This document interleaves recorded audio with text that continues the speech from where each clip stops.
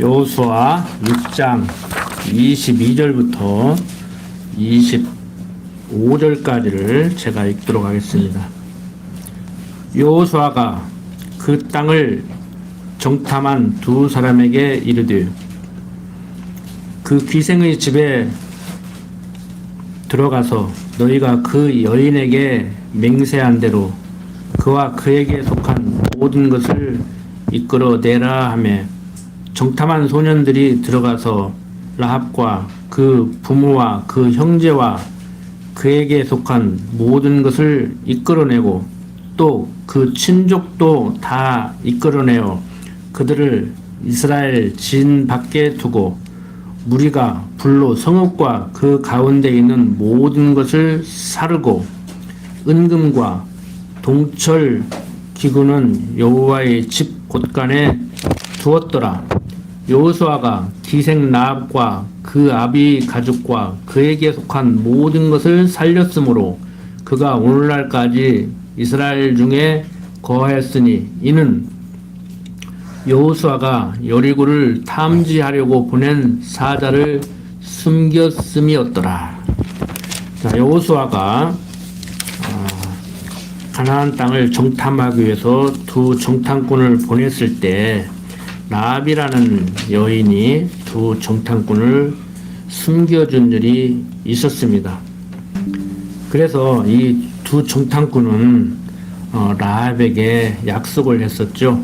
이스라엘 백성들이 진격할 때 붉은 줄을 집 밖으로 이렇게 달아 매놓으면은 그것을 표지로 그 집은 살려줄 테니까 그렇게 하라고 했습니다.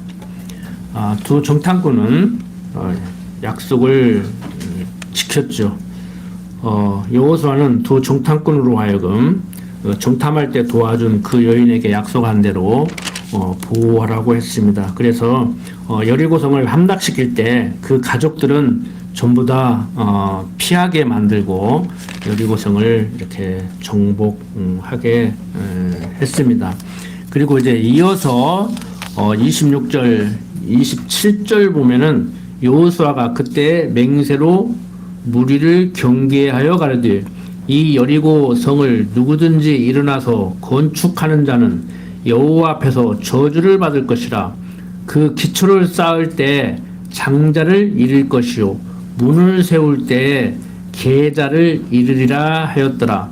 여호와께서 여호수아와 함께 하시니 여호수아의 명성이 그 온 땅에 퍼지니라. 그러니까 여리고성을 완전히 초토화시켰는데 만약에 여리고성을 다시 재건한다고 하면은 그 기초를 놓을 때는 장자를 죽이고 마지막 이제 마무리를 할 때는 계자, 그러니까 막내를 죽이겠다는 거예요. 그러니까 그 여리고성 다시 재건할 생각 하지 말라는 것이죠. 그런데 이 여호수아가 예언한 이 저주가 훗날 이루어져요. 열왕기서에 보면은 열왕기 상 16장 34절에 보면은 이스라엘이 남북으로 나뉘어진 후에 이제 그 아합 왕이 다스리던 시대에 베델스람 시엘이 여리고를 이렇게 건축하게 되거든요. 그런데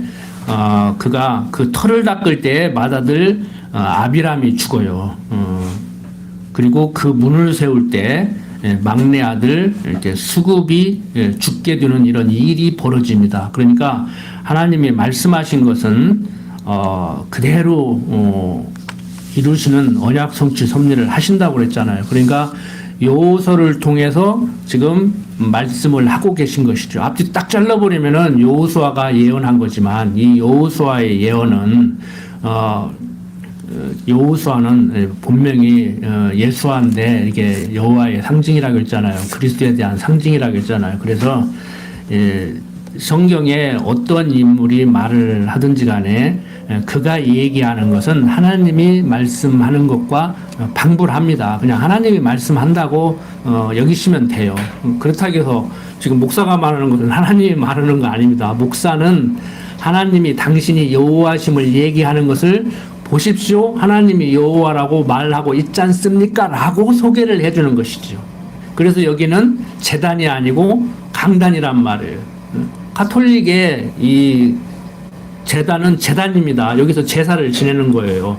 그러니까 구약 제사장들이 제사 지내는 것을 애들 소꿉놀이 하듯이 현대화 시켜가지고 거기서 어떤 행동을 취하는 거예요. 이렇게 뭐 연기를 핀다든지 뭐 이렇게 정한수 같이 성수라고 해서 떠놓고 뭘 한다든지 모든 의식을 합니다. 그래서 용어도 전례라고 그래요.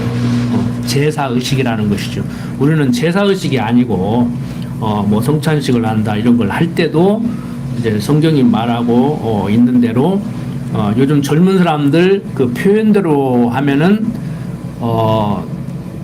그 말로 이렇게 성경 내용을 가르치면 이해를 잘 못하니까 그림을 그려서 이렇게 설명하듯이 그렇게 여기에서 성찬 예식을 하는 그러한 어떤 행동을 취해서 그게 지금 뭐 하는 거요? 왜 그렇게 하는 거요? 라고 물어보면은 이래서 이런 것을 하는 거야 라고 설명을 해줌으로 이제 예수가 그리스도이심을 하나님이 여호와 되심을 가르치는 한 방법이죠.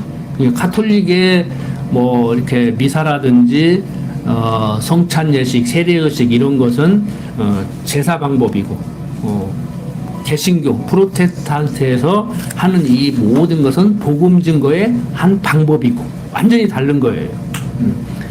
그래서 여러분들이 아직도 그 가톨릭적인 사고에서 벗어나지 못하는 사람들은 여기를 제단이라고 생각하고 목사는 제사장이라고 생각하고 연복교에 넣는 그 연보는 이제 헌물이라고 생각하는 거예요. 그래서 용어도 헌금이라고 그러잖아요. 하나님께 바친다 이거죠. 근데 헌금이 아니고 우리는 십시일반 모아서 우리 교회를 운영하는 경상비로 사용하는 연보지요. 그러니까 많이 있는 사람은 많이 내고 조금 있는 사람은 조금 내고 그러니까 연보. 많이 있는 사람이 내서 적게 내는 사람 것을 보충한다. 그러니까 교회 살림살이가 1,000만 원이 필요하다. 그럼 어떤 사람은 500만 원, 뭐 어떤 사람은 200만 원, 뭐 어떤 사람은 하나도 못 낼 수도 있는 거예요. 그 사람은 오히려 그 1,000만 원 중에서 구제금으로 도움을 받아야 되죠. 오히려 돈 내는 게 아니고. 뭐 우리야 뭐 지금 거의 그런 일이 안 일어나는데 교회 규모가 커지면은 교인들이 많아지면 그런 일들이 생긴단 말이에요. 어떤 사람은 한 달에 뭐 1,000만 원 하지만 어떤 사람은 100만 원 보조받고 살 수도 있고 국가도 그렇게 운영이 되잖아요. 그래서 우리가 가정이 교회가 되고 교회가 사회가 되고 국가가 되고 이런 형식으로 가면 이제 어떤 장로교 정치가 국가적으로 시행이 되는 것이죠. 그래서 존 칼빈이라는 사람이 그 제네바에서 그런 일을 하려고 했던 거예요. 그러니까 요즘 뭐 성시화한다고 그러는데 그건 착각입니다. 그 칼빈이 그 성경을 오해하고 하나님의 섭리를 오해하고 성시화 시키려고 했던 거예요. 근데 그건 불가능해요. 모형과 그림자로 보여주는 거기 때문에. 그래서 우리는 이제 모형과 그림자지만 아이들 소꿉장난하는 것 같이 교회에서 조금 흉내내면 이제 멋있는 교회가 되는 것이죠.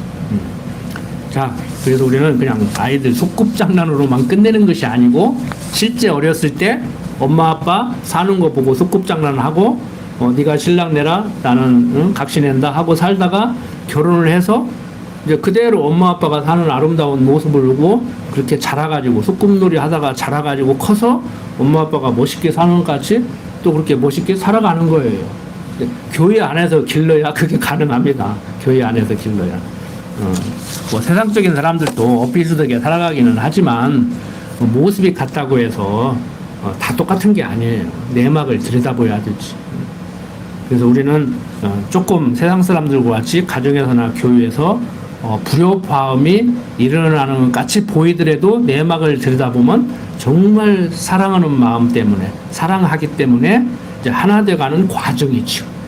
그러니까 세상 사람들 이게 부부 싸움 오는 것은 이제 갈라지는 한 과정이고 우리 부부 싸움은 하나 돼가는 과정이고. 이게 세상 사람들도 지혜로운 사람은 부정적으로만 생각 안 해요. 다 하나 돼가기 위해서 몸살을 한다고 그렇게 얘기를 하지. 이게 전혀 틀린 얘기는 아니에요. 뭐 하나님 모른다고 해서 다 뭐 부부 싸움하고 헤어지는 건 아니잖아요. 그래서 우리가 신랑 되신 그리스도와 성도된 신부와의 관계를 설명하는 방법이다.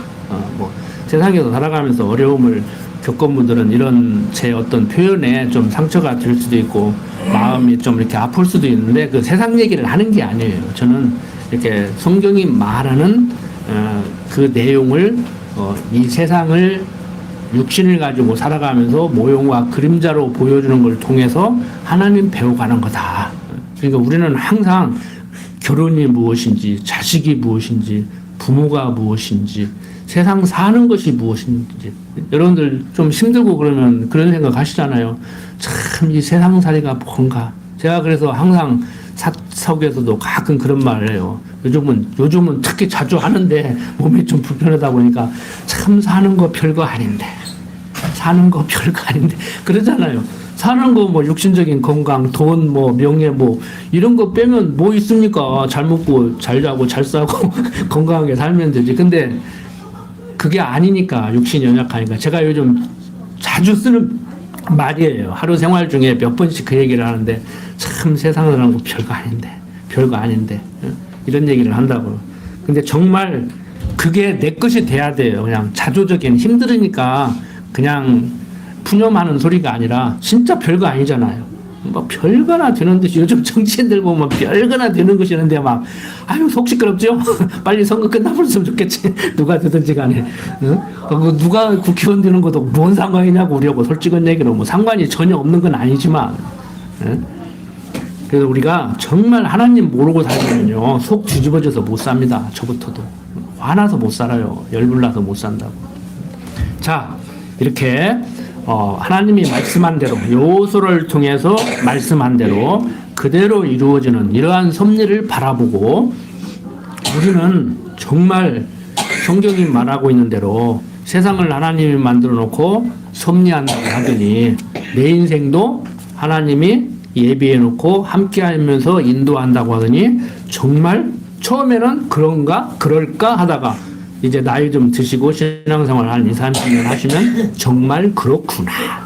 그리고 후손들에게 세상은 내 뜻대로 살아갈 수 있는 것이 아니고 하나님 뜻대로 되어주는데 그 가운데서 하나님 잘 믿고 경외하고 살면서 하나님께서 하게 하는 일 열심히 즐거운 마음으로 하면서 살아가면 너는 행복한 삶이 될 것이다. 이제 이런 얘기를 하실 수 있어야 되죠. 지금 여기 계신 어르신들은 젊은 자녀들에게 우리 교육 후배들에게 그런 말씀을 하셔야 된단 말이에요.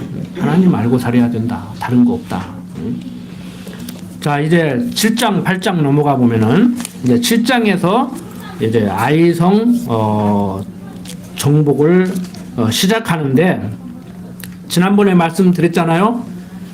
최고 챔피언을 쓰러뜨렸는데 복싱 선수가 뭐 방어전 한다고 그 밑에 있는 사람들 데려다가 이겨놓고 방어전을 하고 1차 방어했다 2차 방어했다 뭐 뭔 의미가 있냐고. 그 여리고성 이미 끝내버렸단 말이에요. 그리고 다시 재건하면은 이제 시작할 때 큰아들 죽이고 마무리할 때 막내아들 죽인다 이렇게까지 말씀을 하셨는데 이거 뭐 아이성 아무것도 아니잖아요. 아이성은 또 가장 작은 성이에요. 여리고성은 제일 강대한 성이고. 여러분들 강대한 여리고성을 점령했다. 자 아이성을 점령하는데 자세가 어때야 되겠습니까? 여러분들 같으면 저도 그랬을 것 같아. 우습지 뭐. 여리고성 점령했는데 이제 며칠 좀 쉬었다가 이제 아이성 점령하러 가는데 그거 뭐 우습잖아요.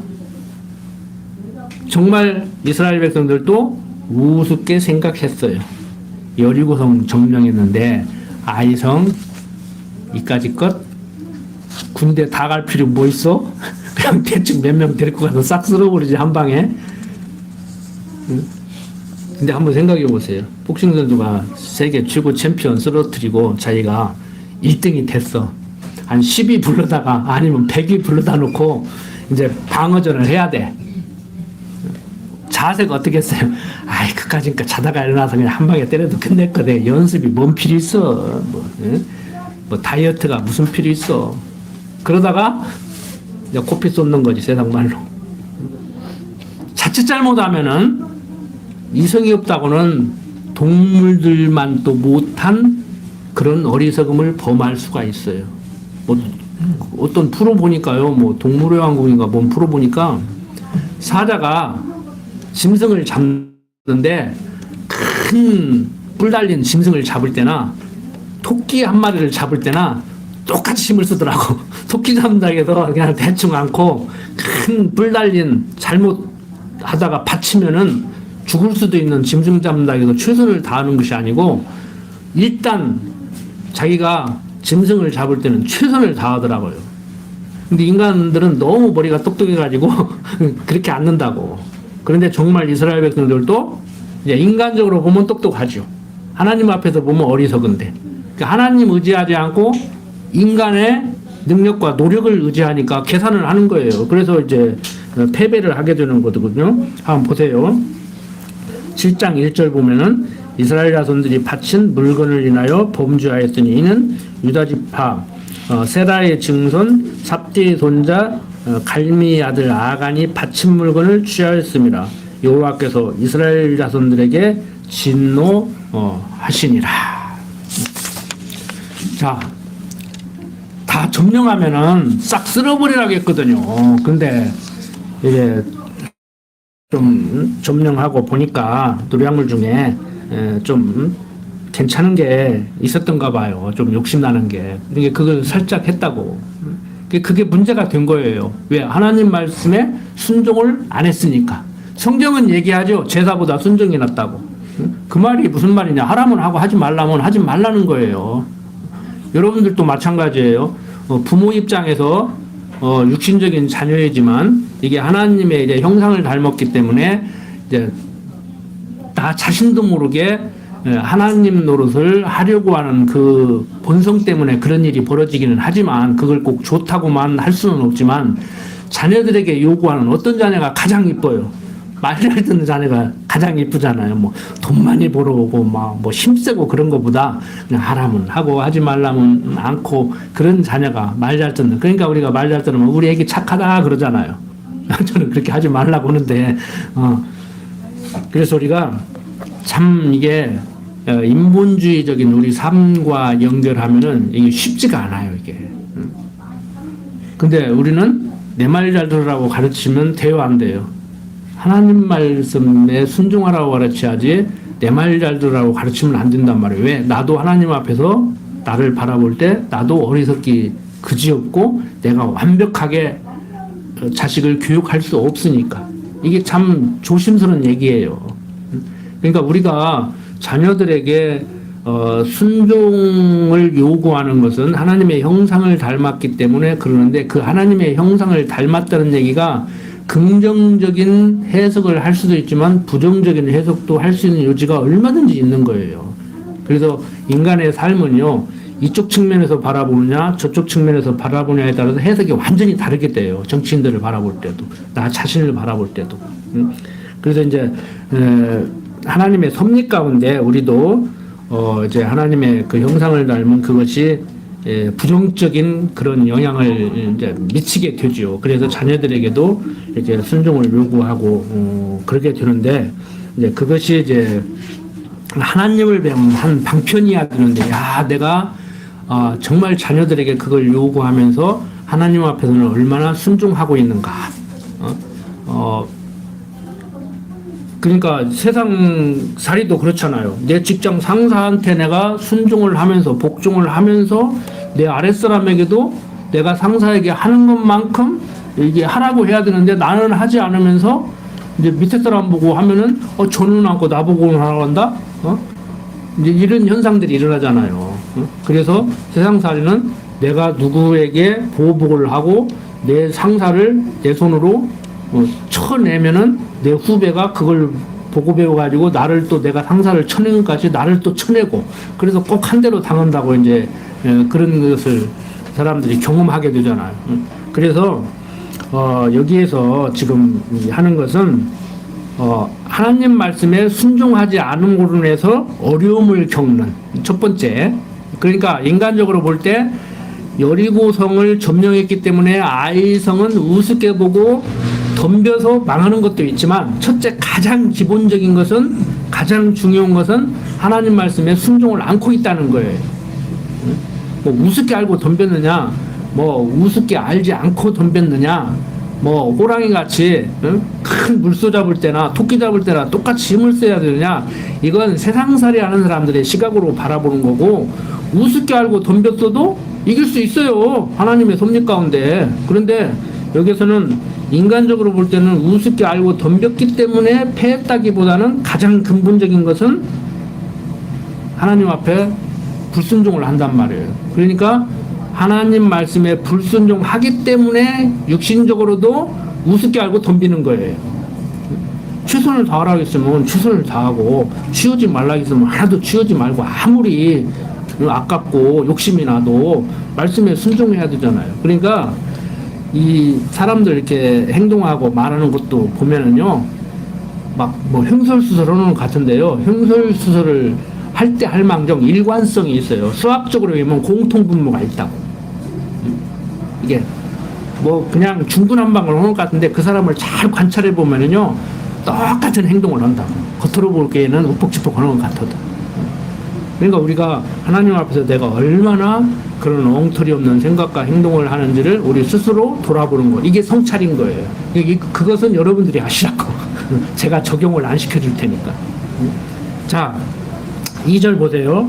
여호수아가 여리고에서 사람을 베델 동편 벳나웬 곁에 있는 아이로 보내며 그들에게 일러 가르되 올라가서 그 땅을 정탐하라 하매 그 사람들이 올라가서 아이를 정탐하고 여호수아에게로 돌아와서 그에게 이르되 백성을 다 올라가게 말고 2-3천 명만 올라가서 아이를 치게 하소서.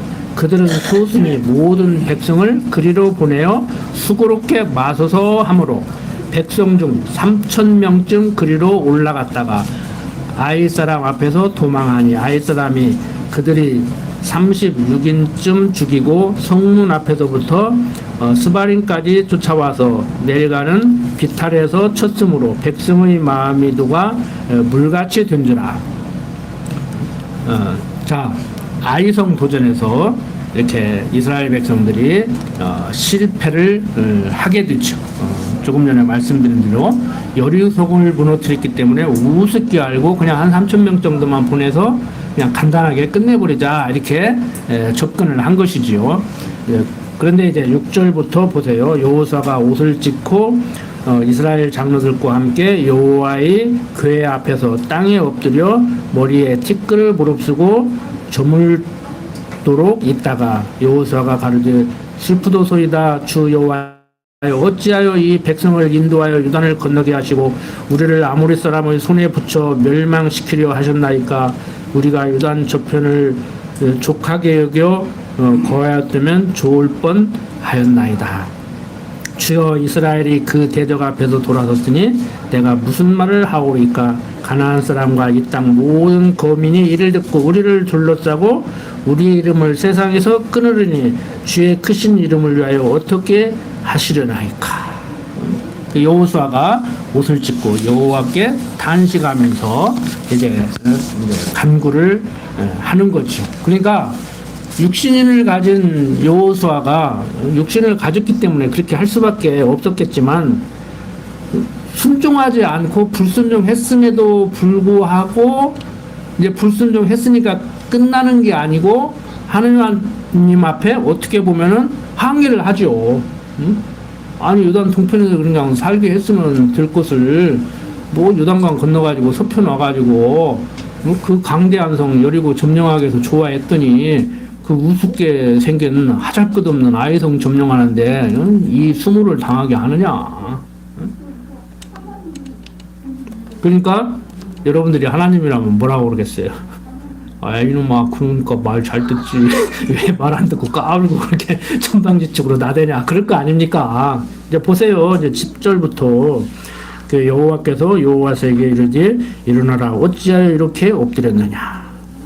이스라엘이 범죄하여 내가 그들에게 명한 나의 언약을 어기었나니 곧 그들이 바친 물건을 취하고 도적하고 사기하여 자기 가국 가운데 두었느니라. 그러므로 이스라엘 자손들이 자기 대적을 능치 당치 못하고 그 앞에서 돌아섰나니 이는 자기도 바친 것이 됨이라. 그 바친 것을 너희 중에서 멸하지 아니하면 내가 다시는 너희와 함께 있지 아니하리라. 너는 일어나서 백성을 손결케 하여 이르기를 너희는 스스로 손결케 하여 내일을 기다리라. 이스라엘 하나님 여호와의 말씀에 이스라엘아 너희 중에 바친 물건이 있나니 내가 그 바친 물건을 너희 중에서 제하기 전에는 너희 대적을 당치 못하리라. 아침에 너희는 너희 지파대로 가까이 나오라. 여호와께서 뽑히는 지파는 그 족속대로 가까이 나올 것이요 여호와께 뽑히는 족속은 그 가족대로 가까이 나올 것이요 여호와께 뽑히는 가족은 각 남자대로 가까이 나올 것이며 바친 물건을 가진 자로 뽑힌 자를 불사르되 그와 그 모든 소유를 그리하라. 이는 여호와의 언약을 어기고 이스라엘 가운데서 망령된 일을 행하였음이라 하셨다 하라. 자, 여호와께서 여호수아에게 해결책을 알려주시는데 뭐라고 그래요? 그 누가 여리고성 점령할 때 물건 취했냐 그거 찾아내서 해결을 하는 거예요. 그러니까 야, 너 왜 제대로 하라니까 세상 말로 하면은 호랑이가 토끼 잡을 때 못 봤어? 여리고성 점령했다고 아이성은 우습게 알고 덤벼 최선을 다해야지 3,000명만 보내도 되겠어? 이런 얘기를 안 쳐놔요. 안 꺼내고 이 아간이라는 사람이거든요. 그 도둑질한 사람이 그거 문제 삼는다고 왜 그거 훔쳐가지고 숨겨놨느냐 그거 찾아서 해결해라. 곤란해서 이제 처형해요. 그거 해결한다고. 자, 이제 계속해서 한번 보세요. 16절부터 21절. 이에 여호수아가 아침 일찍 일어나서 이스라엘을 그 지파대로 가까이 나오게 하였더니 유다 지파가 뽑혔고 유다 족속을 가까이 나오게 하였더니 세라 족속이 뽑혔고 세라 족속의 각 남자를 가까이 나오게 하였더니 삽디가 뽑혔고 그러니까 조금씩 좁혀가는 거예요. 뭐 대한민국 그다음에 뭐 전라북도 그다음에 뭐 군산시 뭐 무슨동 이제 이런 식으로 이제 좁혀 나가는 것이죠. 한 사람 찾아낼 때까지. 자, 18절 삽디의 가족 각 남자를 가까이 나오게 하였더니 유다 지파 세라의 증손이요 삽디의 손자요 갈미의 아들인 아간이 뽑혔더라. 이게 이제 범주자예요. 아간이. 19절 여호수아가 아간에게 이르되 네 아들아 청하노라. 이스라엘의 하나님 여호와께 영광을 돌려 그 앞에 자복하고 내 행한 일을 내게 고하라. 그 일을 내게 숨기지 말라. 아간이 여호수아에게 대답하여 가로되 참으로 나는 이스라엘 하나님 여호와께 범죄하여 여차여차히 행하였나이다. 내가 노력한 물건 중에 신할산의 아름다운 유투 한 벌과 은 200세겔과 50세겔 중의 금덩이 하나를 보고 탐내어 취하였나이다. 보소서 이제 그 물건들을 내 장막 가운데 땅속에 감추었는데 은은 그 밑에 있나이다. 이에 여호수아가 사자를 보내매 그의 장막에 달려가 본즉 물건이 그의 장막 안에 감추었는데 은은 그 밑에 있는지라. 그들이 그것을 장막 가운데서 취하여 여호수아와 이스라엘 모든 자손에게로 가져오매 그들이 그것을 여호와 앞에 놓으니라. 여호수아가 이스라엘 모든 사람으로 더불어 세라의 아들 아간을 잡고 그 은과 외투와 금덩이와 그 아들들의 말들과 소들과 나귀들과 양들과 장막과 무릇 그에게 속한 모든 것을 이끌고 아골골짜기로 가서 여호수아가 가르되 내가 어찌하여 우리를 괴롭게 하였느냐. 여호와께서 오늘날 너를 괴롭게 하시리라 하니 온 이스라엘이 그를 돌로 치고 그것들도 돌로 치고 불사르고 그 위에 돌무더기를 크게 쌓았더니 오늘날까지 있더라.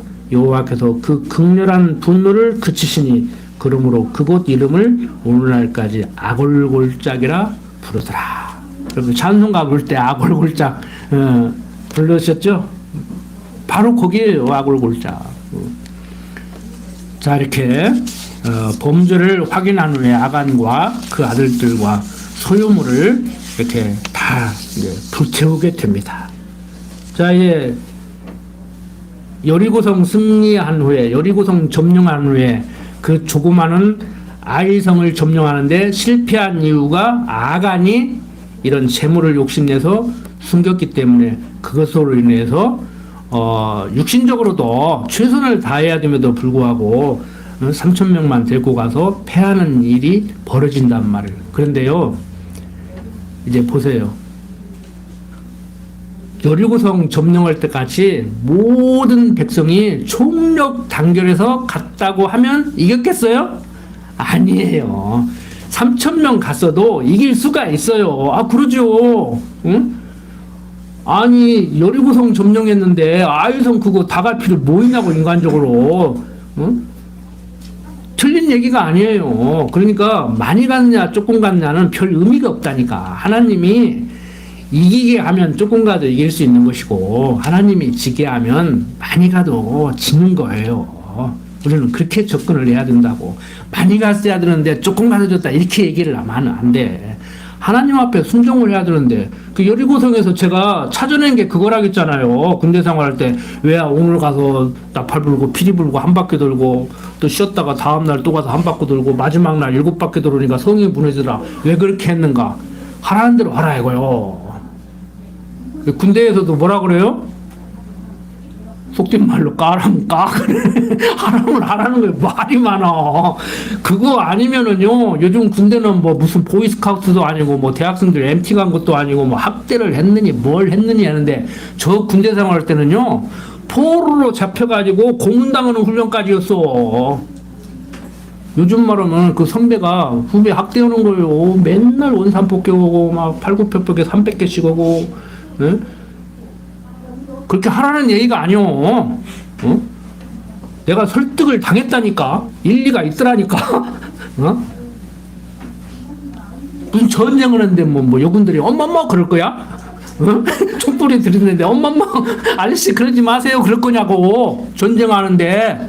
군대가 비이성적 집단이라니까. 그게 이성적 집단이 아니라니까. 군대가 사람 죽이는 연습하는 건데. 에? 하나님을 아는 제가 어떻게 하면 짧은 시간에 많은 사람을 죽이는 연습을 하는데 이 할 짓이 아니더라니까요. 그래도 여러 가지 전역하는 요소 중에 하나였어요. 그게 내가 이것을 계속 해야 되는가. 영혼을 살려야지 육신을 죽이는 일을 해서는 안 되겠구나. 내가 갈 길은 이게 아니다. 그래갖고 제대해가지고 바로 신학교 갔잖아. 여러분들, 살 길과 죽을 길을 제대로 찾아야 됩니다. 살 길에 발을 디뎌야지 죽을 길에 발 디디면 안 되잖아요. 육신적으로도 그러잖아요. 사업을 해도 그러잖아요. 들사업에 발을 내디뎌야지 방울사업에 사양산업에 발 내디디면 안 되잖아요. 자, 계속해서 이제 봅니다. 8장 넘어가 봅시다. 여호와께서 여호수아에게 이르시되 두려워 말라 놀라지 말라 군사를 다 거느리고 일어나 아이로 올라가라. 보라 내가 아이 왕과 그 백성과 그 성읍과 그 땅을 다 내 손에 주었노니 너는 여리고와 그 왕에게 행한 것 같이 아이와 그 왕에게 행하되 오직 거기서 탈취할 물건과 가축은 스스로 취하라. 너는 성 뒤에 복병할지니라. 이에 여호수아가 일어나서 군사와 함께 아이로 올라가려 하여 용사 3만 명을 뽑아 밤에 보내며 그들에게 명하여 가르되 너희는 성읍 뒤로 가서 성읍을 향하고 매복하되 그 성읍에 너무 멀리 하지 말고 다 스스로 예비하라. 10배나 더 보내서 그것도 매복을 하고 야간에 기습을 하라는 거예요. 뭐 처음에 3,000명 보내서 어리버리하게 할 때하고는 완전히 다르죠. 지금 분위기가 완전히 달라요. 하라면 하라는 대로 하는 거예요. 거기서 뭐 그렇게 많이 갈 필요 있습니까? 꼭 그렇게 해야 됩니까? 이게 필요 없다니까요. 자, 5절 나와 나를 쫓는 모든 백성은 다 성읍으로 가까이 가리니 그들이 처음과 같이 우리에게로 쳐올라 올 것이라. 그리할 때 우리가 그들 앞에서 도망하면 그들이 나와서 우리를 따르며 스스로 이르기를 그들이 처음과 같이 우리 앞에서 도망한다 하고 우리 유인을 받아 그 성읍에서 멀리 떠날 것이라. 우리가 그 앞에서 도망하거든 너희는 매복한 곳에서 일어나서 그 성읍을 점령하라. 너희 하나님 여호와께서 너희 손에 붙이시리라. 너희가 성읍을 취하거든 그것을 불살라 여호와의 말씀대로 행하라. 보라 내가 너희에게 명하였느니라 하고 그들을 보내며 그들이 복병할 곳으로 가서 아이 서편 베들과 아이 사이에 매복하였고 여호사는 그 밤에 백성 가운데서 잤더라. 제가 군대 나갈 때 이 성경을 공부했는데 이순신 장군이 한산 대첩을 때하고 똑같아. 작전이 배가 쓱 가가지고 영화 보셨어요? 쓱 도망가는 치하고 끌어내니까 옆에 대교에다가 콱 덮치는 기습하는 군대 작전하고 똑같잖아요. 성경 보면은요 판사가 재판하는데도 지혜로워지고요 군인들이 작전하는데도 지혜로워진다니까. 이게 선자병법 아무것도 아니에요. 선자병법 읽어봤지만 응? 천지만물을 지으시고 섭리하신 하나님께서 대책을 이렇게 제시하는데 여호사를 통해서 그러니까 3,000명 가서 어려버려오고 대충 하려고 했다가 그게 아니라는 거예요. 이제 딱 작전을 짜는데 3만 명 가서 매복하고 있고 가서 딱 도망가는 채. 저번에 이것들이 왔는데 우리한테 혼비백산에서 도망가는데 또 왔어? 이것들 혼나봐라. 그리고 쫓아 나오면 그때 콱 덮치라는 거예요. 그러면 이긴다는 거예요. 그러니까 하나님이 하신다고 하니까 그냥 감 나오면서 감 떨어지기 기다리는 게 아니잖아요. 다시 말씀을 드리지만 작전을 이렇게 했기 때문에 이겼냐? 그건 아니라는 거예요. 여기에 또 속으면 안 돼요. 그러니까 인간적으로 얘기하면은 우리보다도 못한 힘은 세지만 우리보다도 지혜롭지 못한 들짐승들이 뿔 달린 물소를 잡을 때나 토끼를 잡을 때나 최선을 다하듯이 인생은 그렇게 사셔야 돼요. 맞아요, 방법적으로는. 그런데 그렇게 살았다고 해서 되는 것도 아니다. 포인트는 뭐예요? 이렇게 해야 되는가 저렇게 해야 되는가? 그 질문이 틀린 질문은 아니지만 하나님이 하라고만 하고 하지 말라고는 않고. 그게 쉽지 않죠. 이론은 쉬운데 이걸 지금 하나님이 하라고 하는 것인가 하지 말라고 하는 것인가 그걸 어떻게 하냐고. 그러니까 믿음 좋은 어떤 분들은 기도해보고 오늘 시장을 가야 됩니까 말해야 됩니까 그렇게 신앙생활 하신 경험 있는 분들 계실 거예요. 저는 경험이 있어요. 오늘은 무엇을 반찬으로 상에 올리라고 하는가. 오늘은 콩나물을 올리라고 하는구나. 그럼 콩나물을 어느 정도 양이나 올리라고 하는가. 이렇게 기도하고 시장 보는 사람도 있더라고. 그게 이제 지나치면 이제 병원 가야 돼. 믿음이 좋은 것 같지만, 그게 지나치면 병원 가야 돼. 그럼 어떻게 해야 되는 거야? 제가 말씀드렸죠? 오늘 코 속으로 무슨 냄새가 솔솔 들은다. 오늘은 그러면 이거 먹으라는가 보다 하고 그냥 가서 차 잡숴요. 넉넉하게 사서 잡숴서 넉넉하게 사서 좀 여유있게 만들어서 옆집하고 나눠 잡수든지. 돈이 좀 궁세 가면은 이만큼을 사야 되는데 돈이 없어서 이만큼만 사와서 그냥 입맛만 보고 그냥 조금 아쉽게 잡수든지. 그건 알아서 하시고 그냥 땡기는 거 잡수고 잡수고 싶은 만큼 잡수고 기분 좋게 하시면 된다고. 굳이 방법을 말한다고 하면 혹시라도 또 그런 분 계실까 봐서 높아신 분은 제가 말씀을 드리는데 저도 과거 그런 경험을 했다니까요. 그런 지도를 받고 그렇게 해야 되는 줄 아니까 항상 모으면 기도하고 시작을 하고 기도로 시작하고 기도로 끝내야 된다고. 그게 제가 말하는 성경이 말하는 기도도 아니었지만 9절까지 왔나요? 네, 10절 계속 봅니다. 여호수아가 아침에 일찍이 일어나서 백성을 점거하고 이스라엘 장로들로 더불어 백성 앞서 아이로 올라가매 그를 쫓은 군사가 다 올라가서 성읍 앞에 가까이 이르러 아이 북편에 진치니 그와 아이 사이에는 한 골짜기가 있었더라. 그가 5,000명가량을 택하여 성읍 서편 베델과 아이 사이에 또 매복시키니 이와 같이 성읍 북편에는 온 군대가 있고 성읍 서편에는 복병이 있었더라. 여호수아가 그 밤에 골짜기 가운데로 들어가니 아이 왕이 이를 보고 그 성읍 백성과 함께 일찍이 일어나서 급히 나가 아라바 앞에 이르러 정한 때 이스라엘과 싸우려 하고 성읍 뒤에 복병이 있는 줄은 알지 못하였더라. 여호수아와 온 이스라엘이 그들 앞에서 거짓 패하여 광야길로 도망하며 그 성 모든 백성이 그들을 따르려고 모여서 여호수아를 따르며 유인함을 입어 성을 멀리 떠나니 아이와 베델에 이스라엘을 따라가지 아니한 자가 하나도 없으며 성문을 열어놓고 이스라엘을 따랐더라. 여호와께서 여호수아에게 이르시되 내 손에 잡은 단장을 들어 아이를 가리키라. 내가 이 성읍을 내 손에 주리라.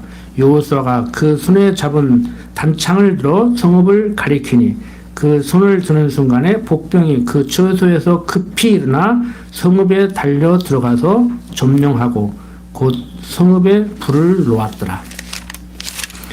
아이 사람이 뒤를 돌아본즉 그 성읍의 연기가 하늘에 닿은 것이 보이니 이 길로도 저 길로도 도망할 수 없이 뛰었고 광야로 도망하던 이스라엘 백성은 그 따르던 자에게로 돌이켰더라. 여호수아와 온 이스라엘이 그 복병이 성읍을 점령함과 성읍의 연기가 오름을 보고 다시 돌이켜 아이 사람을 죽이고 복병도 성읍에서 나와 그들을 치매 그들이 이스라엘 중간에 든지라 혹은 이편에서 혹은 저편에서 쳐 죽여서 한 사람도 남거나 도망하지 못하게 하였고 아이 왕을 사로잡아 여호수아 앞으로 끌어왔더라. 이스라엘이 자기를 광야로 따르던 아이 모든 거민을 들여서 죽이되 그들을 다 칼날에 엎드러지게 하여 진멸하기를 마치고 온 이스라엘이 아이로 돌아와서 칼날로 죽임에 그날에 아이 사람의 전부가 죽었으니 남녀가 12,000이라. 아이 거민을 진멸하기까지 여호수아가 단창을 잡아 든 손을 거두지 아니하였고 오직 그 성읍의 가축과 노력한 것은 여호와께서 여호수아에게 명하신 대로 이스라엘이 탈취하였더라. 이에 여호수아가 아이를 불살라 그것으로 영원한 무더기를 만들었더니 오늘날까지 황폐하였으며 그가 또 아이 왕을 저녁 때까지 나무에 달았다가 해질 때에 명하여 그 시체를 나무에서 내려 그 성문 어귀에 던지고 그 위에 돌로 큰 무더기를 쌓았더니 그것이 오늘까지 있더라. 자, 그때 여호수아가 이스라엘의 하나님 여호와를 위하여 에발산에서 단을 쌓으니 이는 여호와의 종 모세가 이스라엘 자손에게 명한 것과 모세의 율법책에 기록된 대로 철 연장으로 다듬지 아니한 새 돌로 만든 단이라. 우리가 여호와께 번제와 화목제를 그 위에 드렸으며 여호수아가 거기서 모세의 기록한 율법을 이스라엘 자손의 목전에서 그 돌에 기록하며 온 이스라엘과 그 장로들과 유사들과 재판장들과 본토인뿐 아니라 이방인까지 여호와의 언약궤를 맨 레위사람 제사장들 앞에서 궤의 좌우에 서되 절반은 그리심산 앞에 절반은 에발산 앞에 섰으니 이는 이왕의 여호와의 종 모세가 이스라엘 백성에게 축복하라고 명한 대로 함이라. 그 후에 여호수아가 무릇 율법책에 기록된 대로 축복과 저주하는 율법의 모든 말씀을 낭독하였으니 모세의 명한 것은 여호수아가 이스라엘 온 회중과 여인과 아이와 그들 중에 동거하는 객들 앞에 낭독하지 아니한 말이 하나도 없었더라. 자, 아이성 공격에서 패배하게 만들고 아간을 재관한 후에 총력전을 펼쳐서 승리하게 만든 하나님께서 여호수아로 하여금 지금 무엇을 깨닫게 했어요? 이게 8장 내용 보니까 하라는 대로 해야겠구나. 순종해야 되겠구나. 그래서 가서 철 연장으로 다듬지 않은 돌비를 세우고 거기에 회칠하고 십계명을 쓰고 그 다음에 그리심산 네발산에서 서서 축복과 저주를 하고 이런 거 하라겠잖아요. 그럼 가서 그대로 하는 거예요. 해야 되지요. 하라는 대로 해야 되지. 이 세상 군대에서도 세상살이도 자기 말 잘 들으면 좋다고 그러고 명령하면 따라야 되는데 그래야 전쟁에서 이기지요. 응? 해병대만 그럽니까? 지휘관이 공격하면 공격해야 되고 공격하는데 가면 죽을 건데 그러는 거 어떻게 전쟁 오냐고. 응? 군인들은 속된 말로 총알바지예요. 국민들을 보호하기 위한 총알바지라고. 해병대는 그 중에 더 총알바지고. 해병대 작전은 그냥 구멍 뚫어가지고 육군한테 넘겨주고, 해병대는 돌아올 기약이 없다니까. 그냥 다 죽으라는 거예요. 구멍 뚫어놓고. 저는 그런 데 가서 훈련받다 보니까 몸은 골병 들고 헐짓이 아닌데 가만히 보니까 그 일보다는 복음을 전해야 되겠더라고. 왜? 사람 죽이는 일 하고 다니면 되겠어요? 사람 살리는 일을 하고 다녀야지. 그것도 육신적인 의사도 할 수 있겠지만, 의사도 했으면 참 제가 봉사하고 참 좋았을 것 같은데, 전 의사들이 파업을 해도 나 혼자만이라도 병원을 다 때려부셔도 문을 열고 진료를 했을 것 같은데, 우리 조상들도 그렇게 살았고, 영혼을 살려야 되지, 영혼을. 자, 이것은 지금 무엇을 얘기하고 있냐? 무엇에 대한 모형과 그림자냐? 하나님 말씀에 순종을 해야, 언약하고 언약대로 보낸 그리스도를 따라야 너희들 살 길이다. 너희들 살 길은 오직 내가 약속한 대로 예수 믿고 구원 받는 길밖에 없다. 말 들으라. 알겠냐? 이 얘기를 하는 거예요. 모형과 그림자로. 그래서 성경에서 순종이 제사보다 낫다고 그런 거예요. 목사 말 잘 들으라는 얘기가 아니라, 어머니 아버지 말 잘 들으라는 얘기가 아니라. 우리 젊은 사람들 어머니 아버지 말도 잘 들으세요. 목사 말도 잘 들으세요. 제가 다른 거 얘기합니까? 성경 공부 열심히 하라고 생각 좀 하고 살아라 그러지? 생각이 없으니까 허수아비 갖다 놔도 찍지. 이쪽에도 공천 떨어지면 저쪽 땅으로 가고, 저쪽 땅에서 떨어지면 이쪽 땅으로 오고, 서로 바꾸고, 막 합쳤다가 나눠주고, 며칠 만에 막 그 정신없는 짓들을 하는데, 같이 정신없어야 거기서 가서 투표를 하든지 말든지. 난 정신없어서 이번에 투표도 못 하겠어. 정신 사나가지고. 아이고. 여러분 정신 차리십시오.